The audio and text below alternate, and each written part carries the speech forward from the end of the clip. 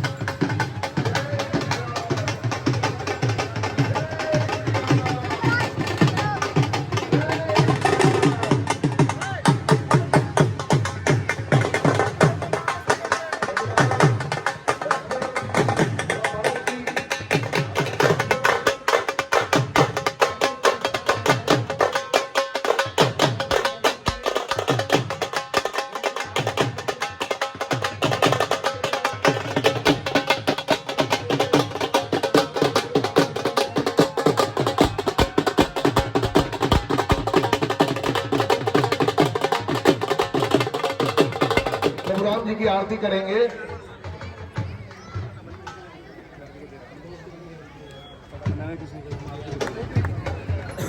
कृपया ढोल बंद कर दे मेरे भाई। आज आपको भरपूर मौका मिलेगा ढोल बजाने का।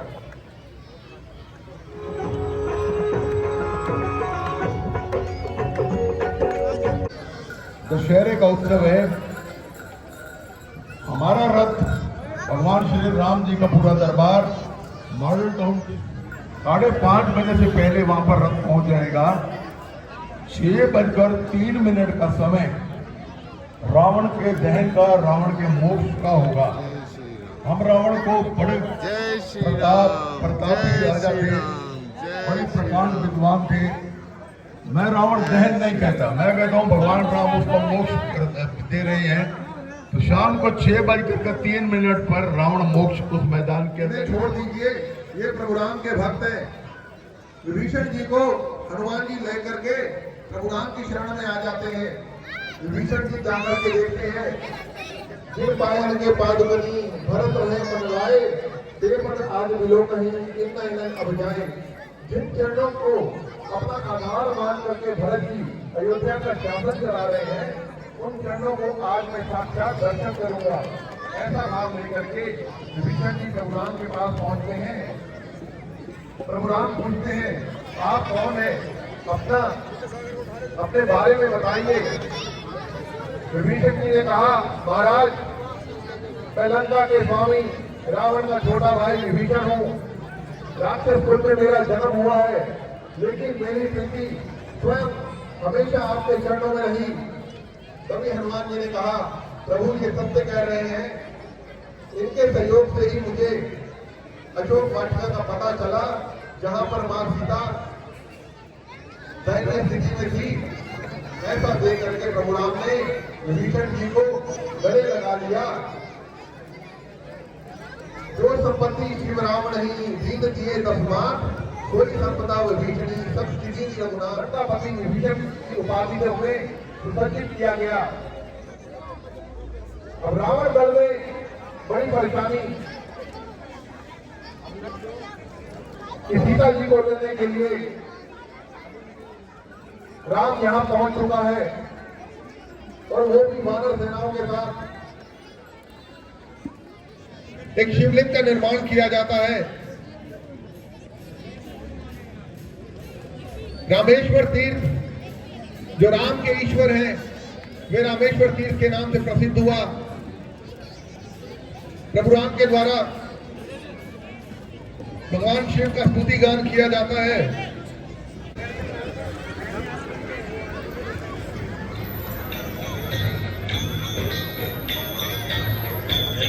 करते हैं कि किसी दूत को भेजा जाए जो जाकर के हमारा संदेश वहां तक पहुंचाए। इस कार्य के लिए युवराज अंगद को चुना जाता है।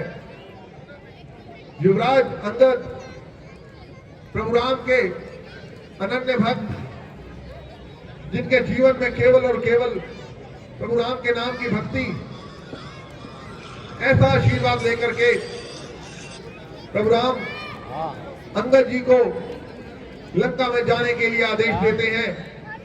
प्रभु राम का आदेश पाकर के अंगद जी लंका के लिए रवाना होते हैं।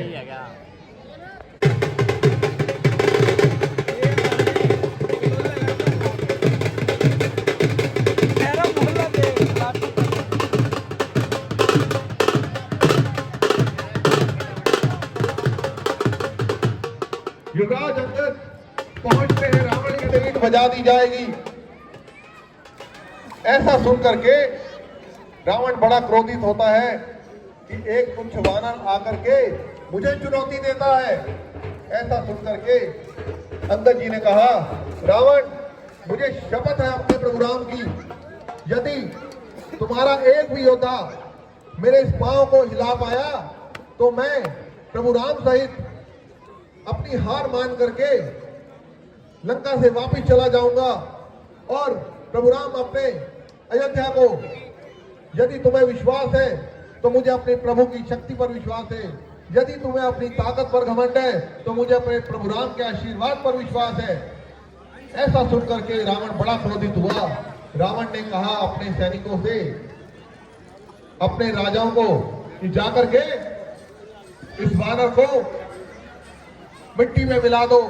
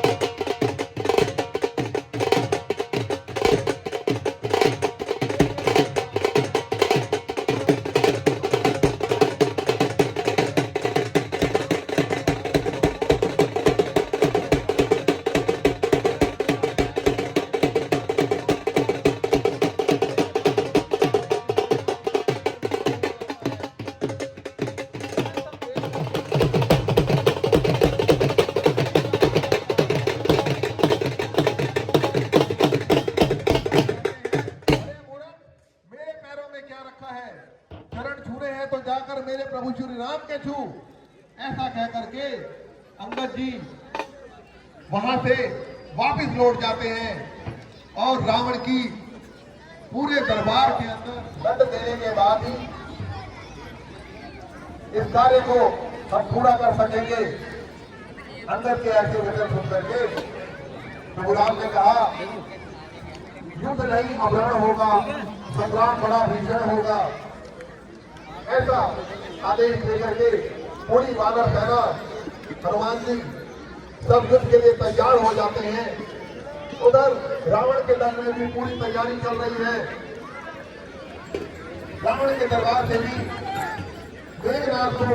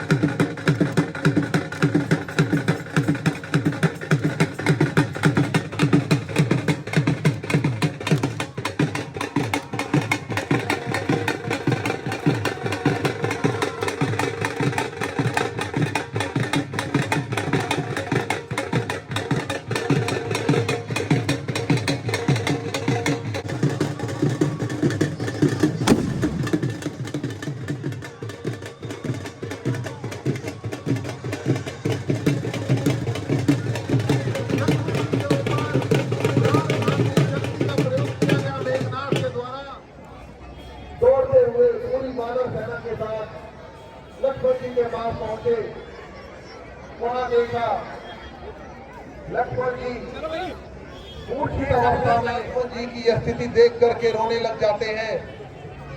उठो मेरे भाई, तुम्हारे बिना मेरा इस दुनिया में और कोई सहारा नहीं। उठो लक्ष्मण, उठो लक्ष्मण। ऐसी व्यथा देख करके जामवंत जी, सुग्रीव जी, हनुमान जी सभी इकट्ठे होकर के स्थिति का निर्माण करूंगा जिससे इनका जीवन संकट से बाहर आ जाएगा। लेकिन यह असंभव है, क्योंकि संजीवनी बूटी हिमालय पर्वत की श्रृंखला में वहां तक पहुंचना और वापस आना किसी मानव के बस की बात नहीं। ऐसा सुनते ही हनुमान जी ने कहा, ऐसा सुनते ही हनुमान जी ने कहा, आप मुझे आदेश दीजिए प्रभु, आपके आदेश और आपके आशीर्वाद से मैं क्षण में जाता हूं, क्षण में जाकर के हिमालय पर्वत से संजीवनी बूटी लेकर के आता हूं। प्रभु राम का नाम लेकर के हनुमान जी ने कहा, अचंभित हो जाते हैं कि इसमें से कौन सी संजीवनी बूटी है। हनुमान जी ने कहा, क्यों ना पूरा का पूरा पर्वत ही ले चलूं, जो बूटी होगी वैदराज अपने आप देख लेंगे। हनुमान जी ने प्रभु राम का नाम का जय घोष किया और उठा लिया पूरा पर्वत। बोलिए सियावर रामचंद्र महाराज की जय, पुत्र हनुमान की जय। हनुमान जी महाराज के अयोध्या के ऊपर से निकलते हैं, तभी भरत जी देखते हैं कि एक विशाल पर्वत लेकर के वानर जा रहा है। उसी वक्त भरत जी अपने बाण से हनुमान जी के ऊपर प्रहार करते हैं और हनुमान जी चोटिल होकर के धरती पर गिर जाते हैं। गिरते ही हनुमान जी के मुख में केवल एक ही नाम, राम राम राम। राम के ऊपर बाण चला दिया, मुझे क्षमा करें। हनुमान जी महाराज प्रभु राम का नाम लेकर के उठ जाते हैं। हनुमान जी कहते हैं, भरत हूँ। भरत जी को देख करके हनुमान जी उन्हें अपने गले से लगा लेते हैं कि भरत जी, नित्य प्रति प्रभु राम आपका नाम लिया करते हैं, आपका गुणगान किया करते हैं, लेकिन अभी मेरे पास समय नहीं, मुझे शीघ्र अतिशीघ्र लंका पहुंचना है। भरत जी ने कहा, ये क्या हुआ? प्रभु राम के सब कार्य के लिए हनुमान जी का जन्म हुआ। देखते ही देखते हनुमान जी पहुंच गए संजीवनी लेकर के। बोलिए सियावर रामचंद्र महाराज की, पवन पुत्र हनुमान की। जैसे ही हनुमान जी लंका पहुंचते हैं, सूर्योदय से पहले वैदराज सुषेण जड़ी बूटियों को संजीवनी, जिसे मृत संजीवनी कहा जाता है, जो मृत्यु तुल्य योग में व्यक्ति हो उसे भी जीवन प्रदान कर दे। लक्ष्मण जी को पुनः जीवन प्राप्त हुआ हनुमान जी के सहयोग से, प्रभु राम की कृपा से। ऐसा दिव्य सहयोग देख करके प्रभु राम उन्हें अपने हृदय से लगा लेते हैं। कहाँ है मेघनाथ, कहाँ है मेघनाथ, ऐसा उच्चारण करते हुए लक्ष्मण जी पूरे जोश के साथ पुनः युद्ध क्षेत्र में आकर के खड़े हो जाते हैं। आज की लीला का यही विराम किया जाता है। हरिहर हरिहर, जय श्री राम।